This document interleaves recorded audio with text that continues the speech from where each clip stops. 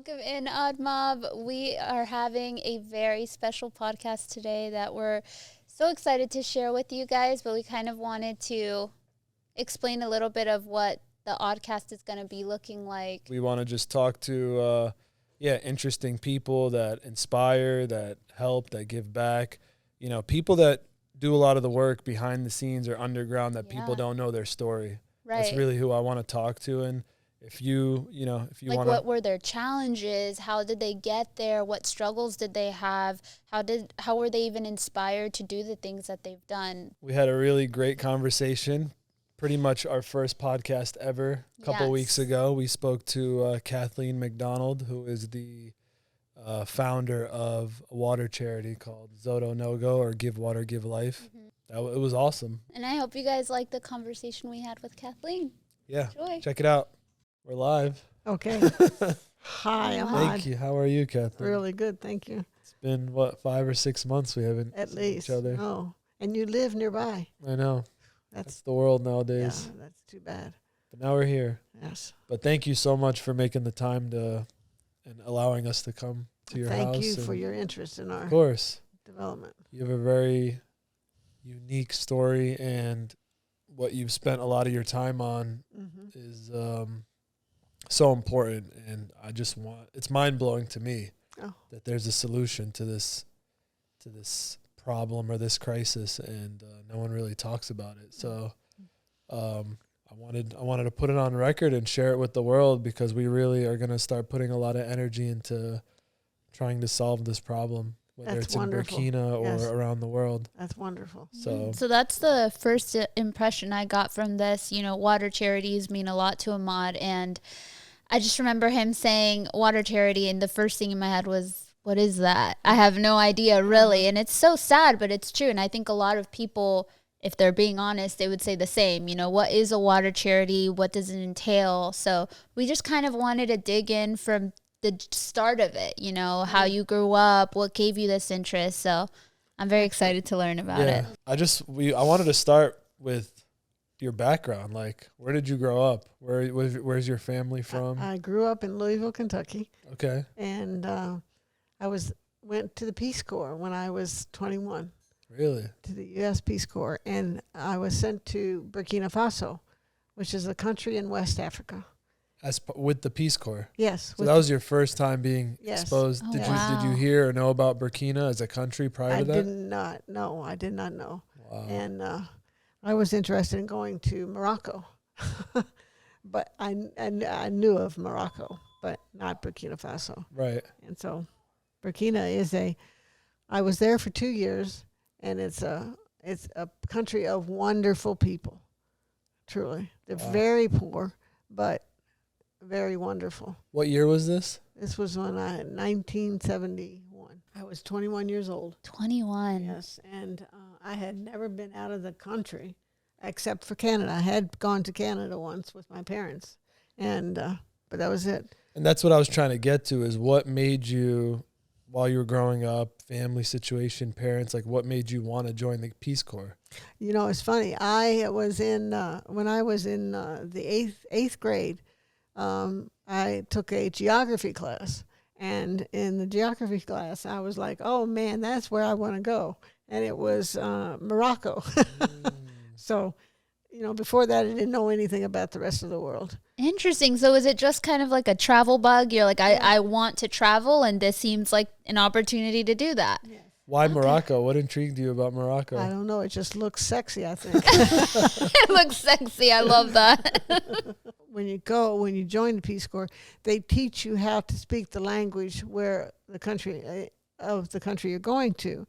And so I was in the Peace Corps. I took language French, and I also took, after I learned French, I had to learn Maure, which was the local language in Burkina Faso. How long did you stay in Burkina on that Peace Corps trip? I was there for 2 years.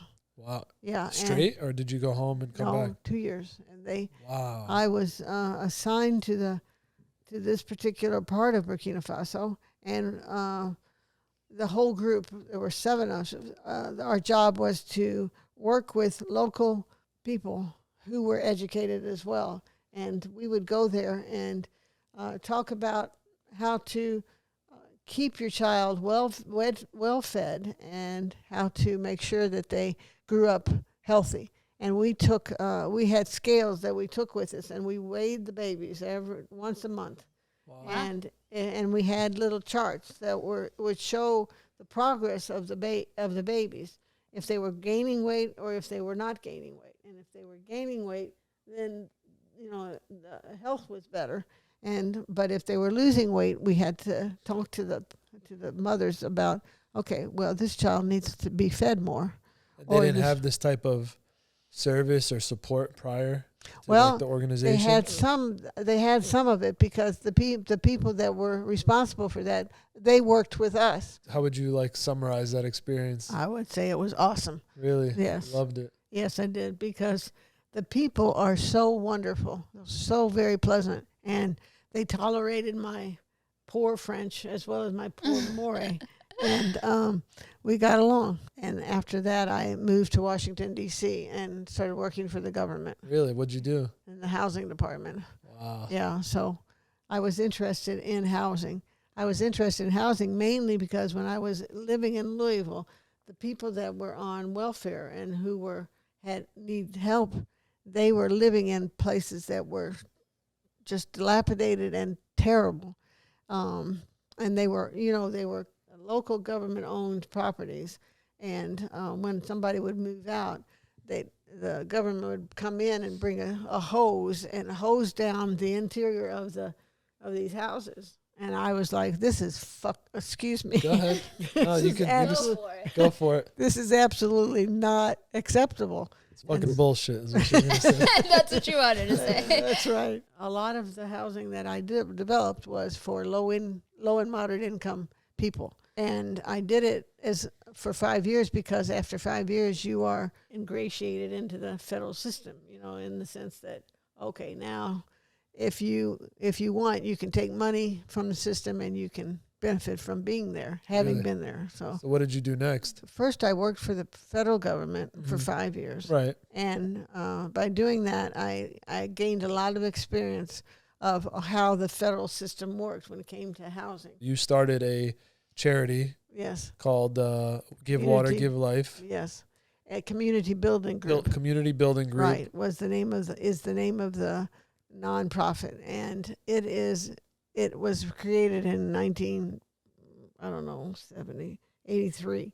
Oh, wow, okay. So, with that, I was developing property that was to be some form of affordable housing. In Washington. In Washington and Maryland. Okay. So the government is subsidizing that because they want to create affordable housing? Yes. And businesses come in and can make a profit by... Yes. Okay. Yes. You started a community building group in 83. In 83, that's correct. So what led you to create the charity? I think it was after I went back to Burkina Faso, and that was because I had gone with my daughter and my niece to Burkina, and they saw what it was like, and it was a great travel adventure because we ended up crossing the Sahara Desert, and it was so much fun. I loved it, and I had a good friend that I had met in Burkina Faso. Oh, so you met Solange when you were in the Peace Corps at That's 21 correct. years old. That's right. And did you keep in touch with her? I did a little bit, and it was funny because she would send me letters, and I would send her letters, and it was funny that they didn't always get to me, or to her, but I kept in touch. I called her up when I was preparing to go back to Burkina. Uh-huh. I said, "Look, Solange, my daughter and my niece are coming with me. Can we come stay with you?" And she's, "Of course." And she had 6 children and a husband, and anyway, we ended up going there and spending a couple weeks. At that point, we had the nonprofit, and she asked if we would help her give her $25,000 so that she could build a rainwater catchment basin in Burkina Faso, in one of the villages that she grew up in. And I was like, "Oh, I think we could probably do that." And so I put it to the board of the directors of the nonprofit and said, Solange would like to have $25,000 to build a water basin where they have water, where they would have water in her village. When she first requested that to you, what did you think? I was like, well, what is that? Yeah. How would that work? And she said, well, I would be in charge of hiring the people to dig the hole and to make sure that the villagers are participating in all of it that's going on. And that's what happened. Did she give you the whole kind of spiel, or did you just learn piece by piece? Piece by piece, I think. And what did you think when you first heard that for the first time? Well, Solange had never asked anything of me. I was like, well, I would certainly try to do that. And so I got the board excited about it too. And so they all agreed, okay, $25,000, since we have that in our checking account, let's do it. We'll send it to Solange, and we'll put Solange in charge of getting it done. Wow. And she was a wonderful woman, and she did everything that she said she would, which was to find the contractor who would dig the hole and the engineer who would design the whole thing. And she supervised everybody and had the villagers themselves help to build everything, to build it. Wow. So that reduced the price in total. So that was the first ever Give Water, Give Life. Exactly. Water basin. Exactly. And that was in the 2000s. Right. And it took about a month. No, it took about six months to build. And in your mind, was that just like, this is something she's asking, let's help her out and see what she does? Right. It wasn't like, you weren't thinking past that at that point. No, we were not. But it was important because what happened was she had it designed, and the people in Burkina Faso knew that having a basin to collect water was a way to have water in the future. For the people that don't know, can you explain just the overall water issue and the water crisis, and then what yes. I've always wanted to get involved with some sort of giving back or charity aspect. Growing up, especially in our generation, what you see on TV and what you're taught, I mean, it's all just corporations and companies and Fortune 500. And then when it comes down to charities, the Red Cross and all these, it just doesn't feel like they're all institutions. It doesn't feel like there's a organic way for you to help. I see. So someone that used to shop at my brother's store, one of his customers brought up something about charity or water. Right. This lady, she's an author. She lives in Dunedin. Oh, yeah. So I got your contact information, and I would text or try to follow up, try to meet up. This is when I used to print T-shirts at the time. Right. And you finally answered. I don't know what was in me that I followed up with you periodically. Really? I haven't met you. No. And I think the first time we met was, this is like 2008 or 9 or 10, somewhere around there. Uh-huh. It might have been a few years after, I'm not sure. But we met at a Panera Bread. I don't know if you remember. I remember that. Me and my friend George and you. I was curious about what you do. You told me about the water charity, and I remember at that time I was trying to find ways to just be involved and raise money and give back. And so we stayed in touch over those years. You did. Well, I didn't do anything at the time. You did. I mean, you did really make a difference. So I appreciate have made that. a difference, and it's really good for the nonprofit and the folks of Burkina Faso. Well, thank you. Yeah. So years later, I started Odd Socks in 2014, and then I started building the business and the company, and would talk to you. You'd come by the office here and there, and that was the moment where I was like, all right, now I have a brand, now I have a platform. Like, how can I get involved in a deeper way and really make this one of our main pillars of giving back? Thank you for doing that. Of course. That was so helpful. But when I first started hearing, when you first started explaining to me what the issue is, I was mind blown about the fact that this is the biggest cause of death to humans worldwide, right? Yes. I didn't grow up hearing about this. And then you come to the table and say, we have a solution. And that's even more mind-blowing.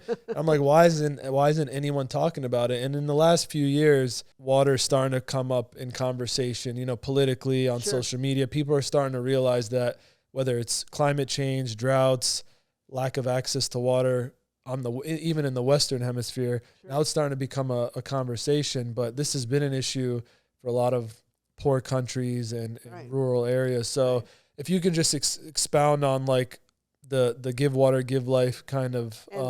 So many people don't have water. They don't have enough water. They don't have clean water. And my friend Solange, she said, look, these people are dying because they don't have clean water.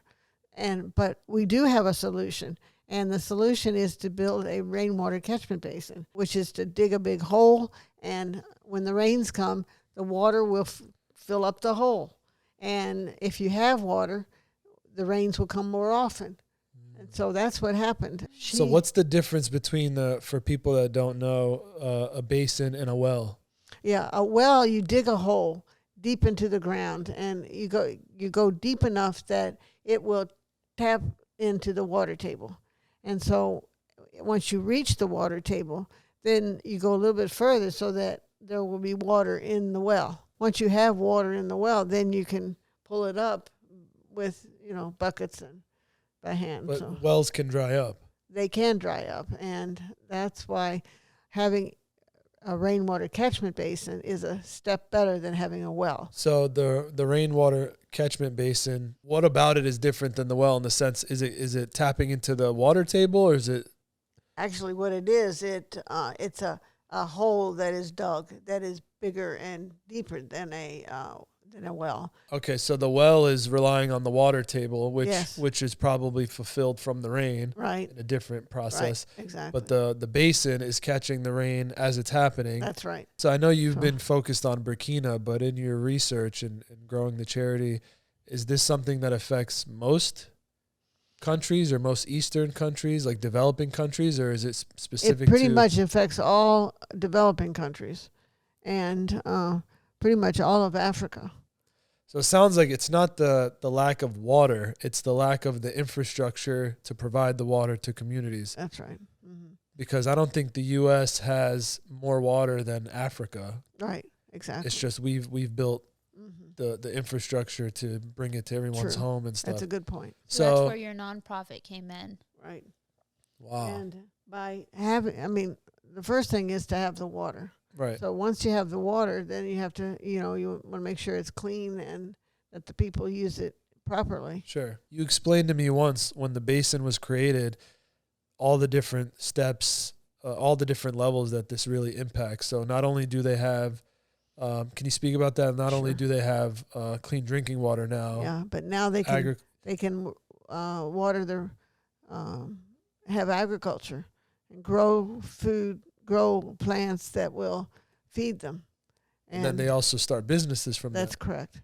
Wow. And so that they can sell the stuff that they grow. And it's amazing. The women are in charge of making all this happen, and they are incredible. You need to come and see how hard they work to make this possible. They take the water and they just are just wonderful about making sure that it's protected and that, it won't be stolen by people that don't belong there. And who, when there is no basin, who's usually going to collect water? It's the women and the children. Women and children. Yeah. And is it predominantly young girls, or is it both boys and girls? Wow. It's mostly young girls. And you were telling me before that when the basin is created, it transforms the young kids' lives, right? They can start going. They don't have to go collect the water, which takes, it's a long haul to go try to find water. It takes a 3-hour walking trip to find other water someplace. Really? And then 3 hours there and 3 hours back. Oh, really? Yes. Wow. So it's a full-time job. Yes, it is. 6 to 8 hours just to find water. That's correct. And then the girls can't go to school because they're searching for bringing water. So with this basin, these girls now go to school. Now they can go to school. Wow. Yeah. 3 hours there and 3 hours back. Yes, and it's extremely heavy. Yeah, you used to see images. You have mothers holding like newborns, carrying things on their head. Mm-hmm. Wow. Hours. Yeah, we have it so easy here. Mm. You don't realize what people are going through just for basic necessities. That's right. So they have better hygiene. They get clean drinking water. The young children get to go to school and focus on their education. That's exactly right. They now have agriculture and can eat, and sustain themselves, and they can start businesses and start Right. Start businesses, start selling different. All of that. Yes. Wow. Yeah.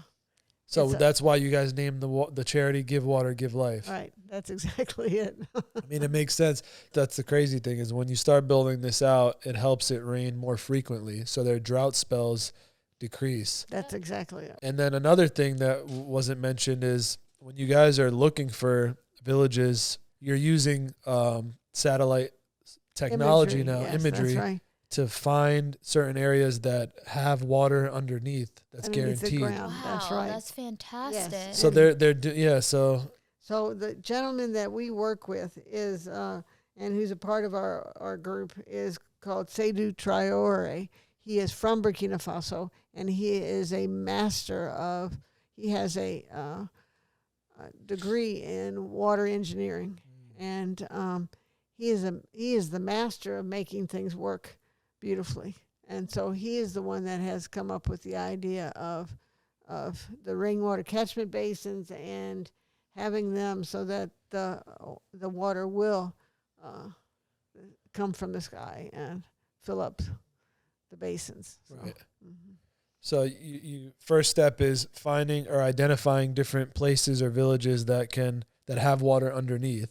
Yeah. So now when you're digging a basin, it's not a lost cause. Like That's you right. already know we it's can guaranteed. Use the satellite imagery to know that the water is higher in that particular spot rather than this particular spot, so. And in the last several years, you guys have taken it a step further beyond just the catchment basin. You've added Solar power. Solar power. Yes. And we use the solar power to pump the water and into the basins and to pump it out of the basins and into buckets that are for the people to carry away. Wow. Yeah. And from that, you've also created some electricity, right? That's correct. And this electricity has been put together for the schools, the local schools.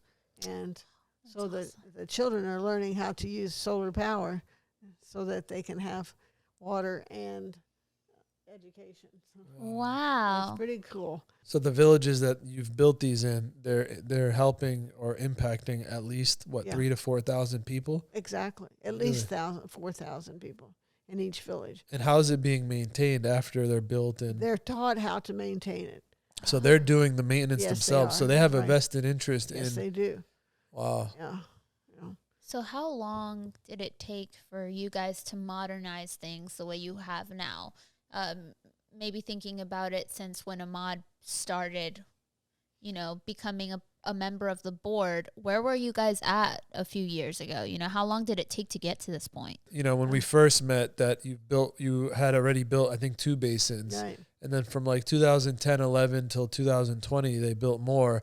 But as they started building their 3rd and 4th, you started incorporating the newer technology the of solar power, panels, right. which made it more efficient and cleaner And instead of also using gas more- and oil, right? Yeah, right, and more useful to the community at large. Right, because Right. now they're creating electricity, Mm-hmm. and young kids can go and do their homework in the dark. Yeah. So what is Tremendously. your mission or goal for the charity?